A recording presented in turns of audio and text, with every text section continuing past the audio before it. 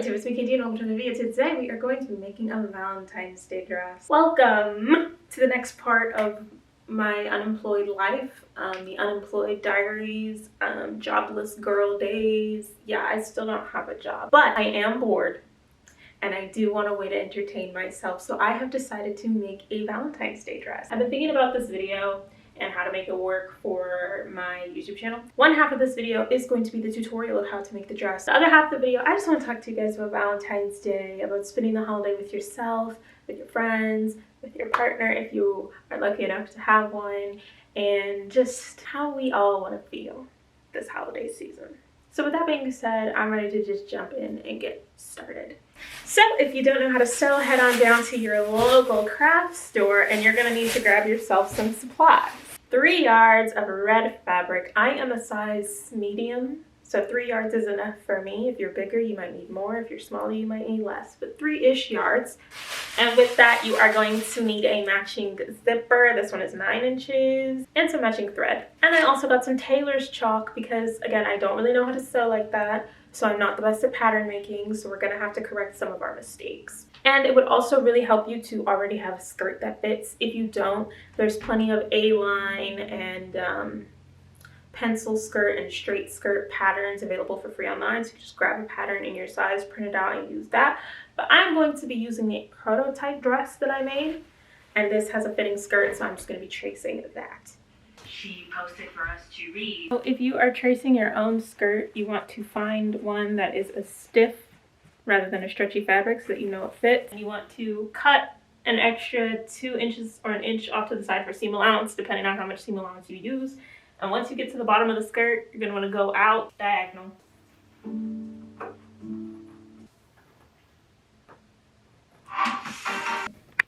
I cut out 2 copies of my skirt, so that's one that I've already done. This one is the one I'm about to do. I need to align the skirt and pin it, and then sew like on the sides. I'll show you.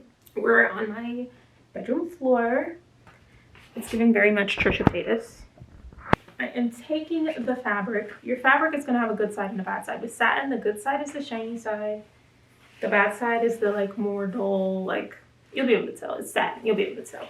So you want to lay it good sides together. And then you're going to pin, this is the top where your body's going to be. That's the bottom where your legs are going to be. So you're going to pin all along, stop, both sides. Stop. And that's where you're going to sew. Happy Valentine's Day. Do you guys have Valentines? Do you have dates? Do you have Galentines or Palentines? Do you have like family in time? Are you doing Valentine's Day alone? Like, what's the deal for you this year? I do have a date.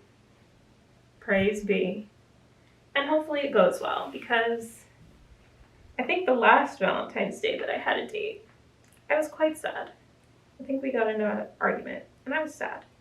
So I'm ready for newer, happier, better energy. I think Valentine's Day is a cute little holiday idea. A holiday specific to the declaration of love, and like not necessarily the declaration, but just the focus on like love. But as I'm sure you've heard someone say at this point, it doesn't just have to be romantic love. And like, yes, I have a date this year, but I've had many years where that has not been the case at all. And so I'm very used to a different sort of Valentine's Day. Originally, when Valentine's Day was coming up and I didn't think I was going to have a date, I was like, I'm going to make this a Galentine's Day. I'm going to grab my single friends. We're all going to go to dinner. I'm going to wear my fancy dress that I'm making right now. I'm going to make a fancy dress, go out with my friends, look cute, have fun, and just celebrate having made these new connections the past year and a half living in LA, having met some new cool people, and just having been able to like grow in like a relationship sense and be able to just have more people who are important to me. You know, it's just few and far between my opportunities to make friends. And then as you go into adulthood, those opportunities wane even more, because if you make friends at work, they tend to kind of stay in this place of being work friends. And like, you see them at work, you hang out at work, and then you go home and like forget about their existence. It's kind of rare that you'll see them outside of work or without any of your other coworkers. if you do see them outside of work. And so it makes it a little difficult to create a more close, intimate relationship with them. When you move to a new place like I did, it's not really too typical to be making friends because a lot of the people where you are already situated. They already have their friends, their partners, their daily routine. They're already satisfied with their life to a certain degree. They're probably not as invested in making new friends as you might be.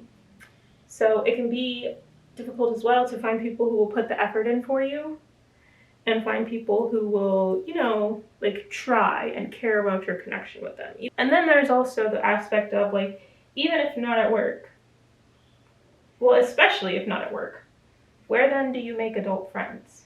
And like, some people have groups they can join. Like, I've heard a lot of people make friends at like indoor rock climbing groups. But if you don't like rock climbing, then what are you left to do? There are like events occasionally. If you live near a big city, there can be events of like friend mixer, but it's kind of awkward.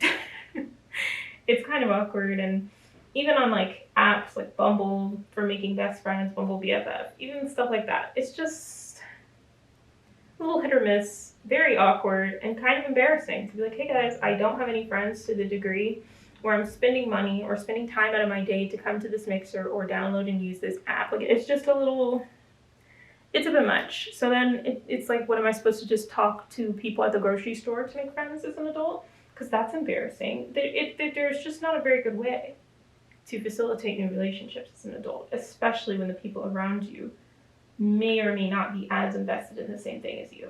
And usually it's not, because you just tend to not perfectly align with everybody else's life. You kind of gotta go things at your own pace sometimes, but sometimes going your own pace kind of sucks because you're trying to make connections, you're trying to make something into something, and nobody else is. And unfortunately, the same thing can happen in dating, where it can be hard to meet partners in adulthood if you don't like anybody at work, or there's just nobody compatible at work. Where then do you meet people? And you can show up to the grocery store looking as cute as you want, but if your future husband isn't in there and he isn't standing right by a produce bin waiting for you to appear so that he can ask for your number, then what really is there for you to gain? What really are you doing there? So as you get older, it gets harder and harder to make connections. Even college-aged, it's really not hard to make connections in college. It's just so awkward because so many of us haven't done it in such a long time that it just feels embarrassing. And a lot of people don't know how to infiltrate into a friend group that already appears to exist, or how to just talk to people and hope that they're open to talking and not just trying to get to class. How to really cultivate friendships. And so college can also have lots of lonely periods. I'm sure that that's a big thing. If you look online right now, lonely in college, I'm sure you will find plenty of videos and articles and everything talking about people just struggling to find and make connections. So it seems like the older you get, the harder it is to really find people to stick beside you. And that's why you have to that's why you have to take value in the relationships that you have, because number one, they are valuable, but number two, they're also kind of rare. Not everybody has friends. Not everybody has as good of friends as your friends. Not everybody gets to connect with their friends in the same way that you do. And, this goes for partners as well. There's lots of single people out there scrambling for scraps, and men who treat them like garbage, or women who treat them like garbage. So it's hard. Each year it gets harder to build close, worthwhile bonds with people. Take this time, Valentine's Day, Christmas, just the holiday seasons, to be more appreciative of the people in our lives, regardless of if they are romantic partners, regardless of if, it fits the criteria of the holiday. I think there's value in the people that you know and the relationships you've been able to cultivate regardless. And there's also value in spending Valentine's Day alone and cultivating your relationship with yourself. That is something that I definitely was going to do before I had a date. So we will talk about that when I'm done pinning. So are you guys the crafty types? I certainly am. I'm always picking up new hobbies, as you can see.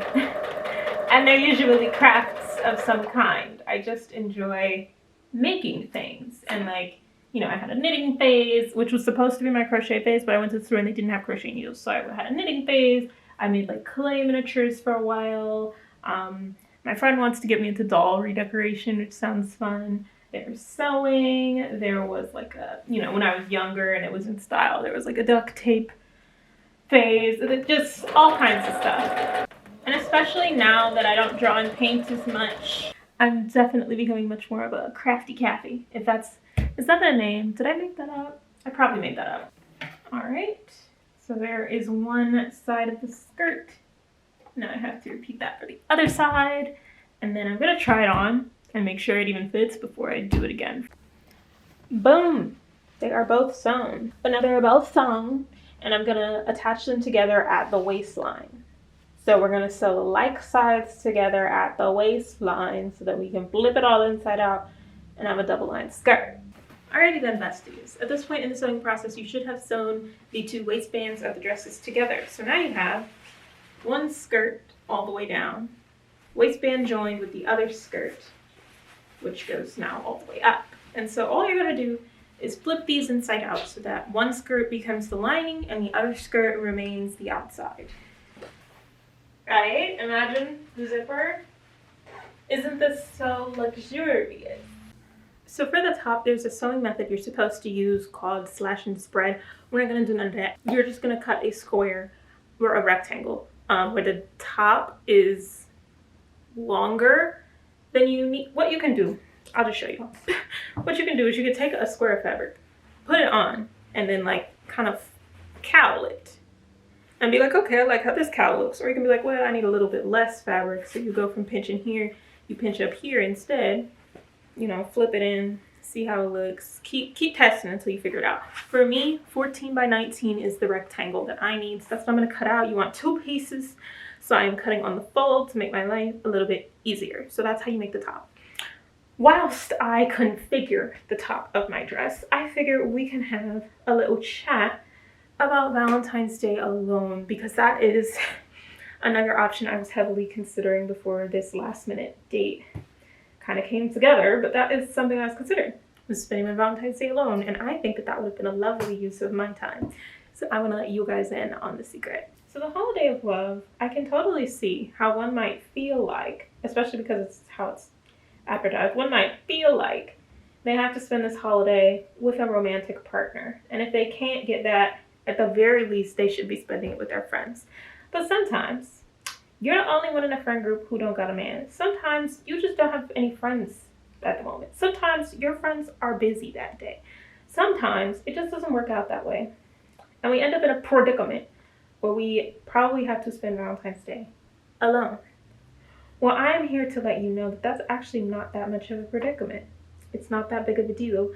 And Valentine's Day alone is a great way to celebrate the holiday. So I have a pattern of dating right now where I will get really motivated and think this is my moment, and so I'll try and date, and then the guys that I'm seeing will irritate me, so I'll give up on dating for a little bit.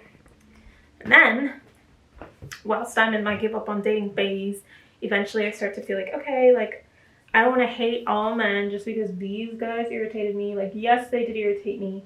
No, I did not deserve to be treated that way. Did not deserve that, but it's okay. You know, I'm gonna make amends with them, make amends with myself, and we're all gonna move on from this and be better people in the end for it. So I have this attitude about myself that, like, I have got to heal.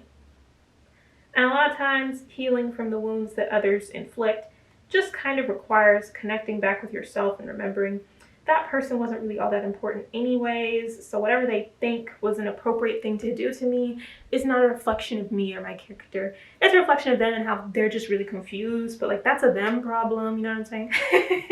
So I find I can end up in this position where I don't really want to date anymore because men irritate me, and so I end up focusing on myself because I'm trying to feel better about dating and about myself and about the whole situation that I went through, whatever the case may have been. And in that, I have found just a great self-connection. a great connection with myself, because I don't know if you guys knew this about me, I'm actually that bitch. Like, I'm actually pretty cool, yeah, to be around. You know, they say, like, you have to love yourself before you can love someone else. I think that that's kind of trash advice for single people, because it's like, well, I can love myself and want to be in a relationship. Like, those two things are mutually exclusive. Like, they can be, you know. But I think it can play in the fact that the way that you would treat someone else when you're courting them or when you already like them, why can't you then treat yourself that way as well? Why do you not deserve the same grace and the same consideration that you... Oh my god, my eyes in the viewfinder just freak me out so much. Why do you not deserve the same grace and consideration that you are so willing to give to others? And so in my personal journey of falling in love with myself, I still have to answer that question and kind of explore that and say, okay, falling in love with myself, why don't I treat it as if I'm falling in love with someone else? And take myself out, do things for myself that I know I would like, speak to myself in a kind and flirtatious, not flirtatious, but like flattering way, compliment myself, treat myself as if I want to be around me, take out time intentionally to spend with me because I'm courting me. Do you get what I'm saying? It doesn't have to be some big extravagant like going to dinner. There would be plenty of nights where I would just watch movies at the house. But it wasn't me alone watching a movie at the house. It was me watching a movie at the house with myself. Me and I watching a movie. Us. And so I would say, okay, well, if someone else were here, I would clean up. I would make sure it was tidy. I would light a candle. I would get some popcorn. I would try and show them a good time. And so it's the same thing as saying, well, why can't I show myself that same time? And I found I thoroughly enjoyed my time with me a little bit more in this when I was practicing it in this way, because I was doing things that I knew me would like. And I started referring to myself in the way that I am right now on camera, where I would use like I, me, myself, Kayla, us, we, all to mean me. And so as I would think, I could kind of talk about myself as if I were a different person by using two different pronouns, but I knew I was always me. So it kind of created like a separate persona for me to engage with, but it was still I. You know what I'm saying? So I could be sitting down and be like, dang, Kayla, look at you making this dress. I know that you have had some fumbles with sewing in the past. I know that it's been a bit of a struggle for you to learn, but I think you are doing a great job. And I really appreciate me for saying that, because I am doing a great job. It's been hard to come this far. And I've wasted some money. We've wasted some time.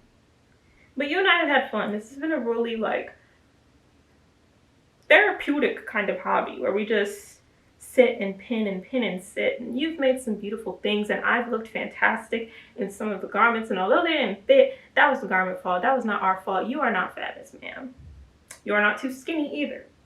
It's just sometimes these patterns won't be patterning the way they're supposed to be patterning, and that's their fault.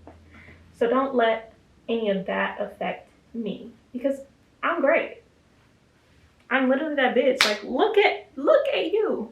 Look at me picking up a new hobby again and excelling at it again, because bitch, you really are that bitch. Do you see what I'm saying? It sounds a little psychotic, but it kind of gives me a chance to compliment myself as if someone else were complimenting me, but also as if I were complimenting me. So it kind of is both.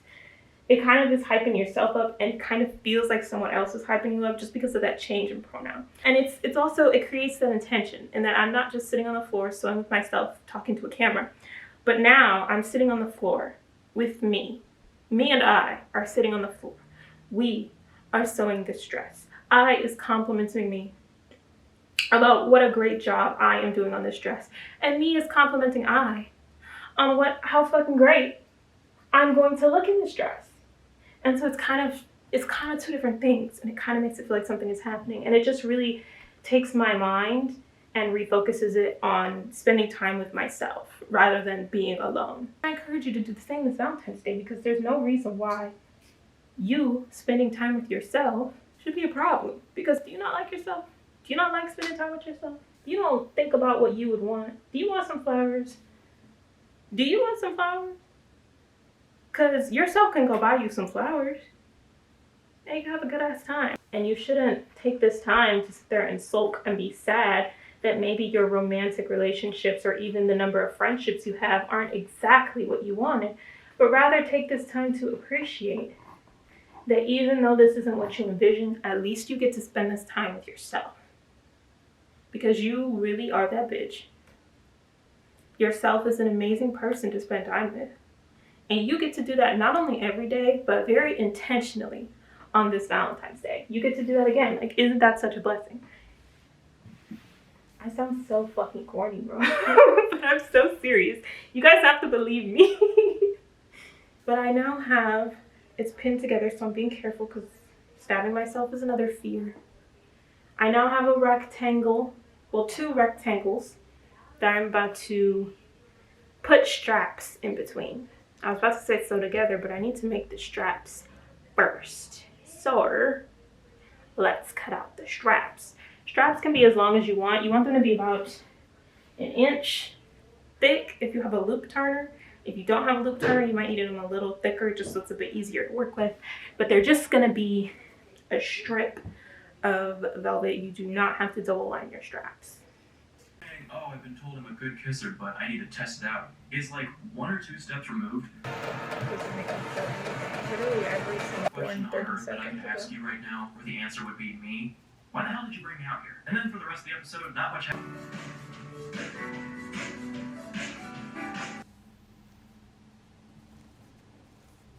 Dam is broken, and we are just there to experience unfettered degeneracy. How the fuck are people describing this in negative terms? Okay, so I wanna explain the top to you because I already did it wrong once. But the top, if you can recall,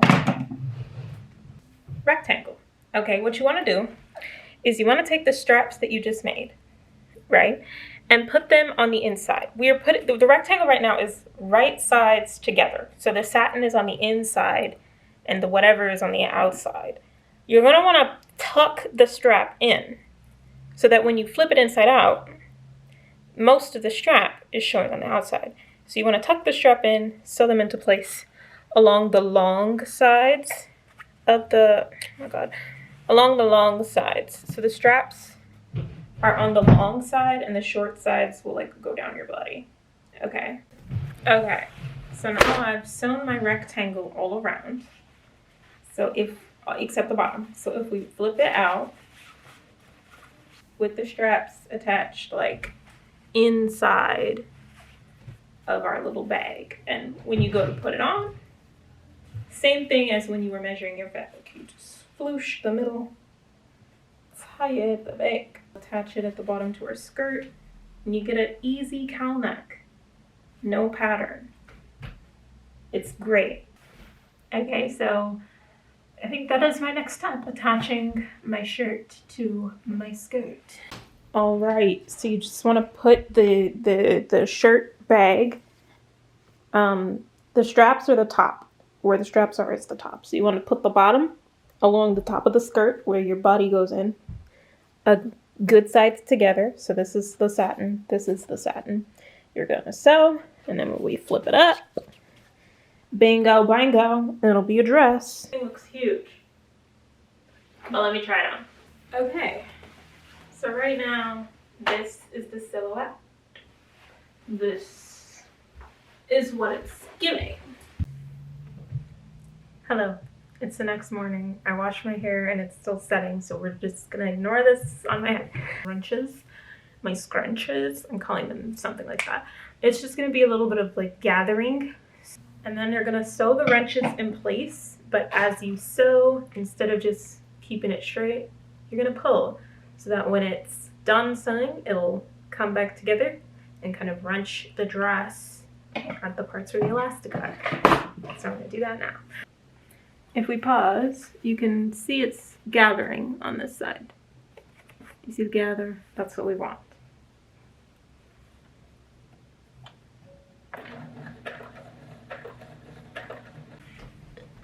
Alright, so I finished all my wrenches. I ended up making 5 of them. My original plan was 2, but I made 5. Here's what it looks like with 5.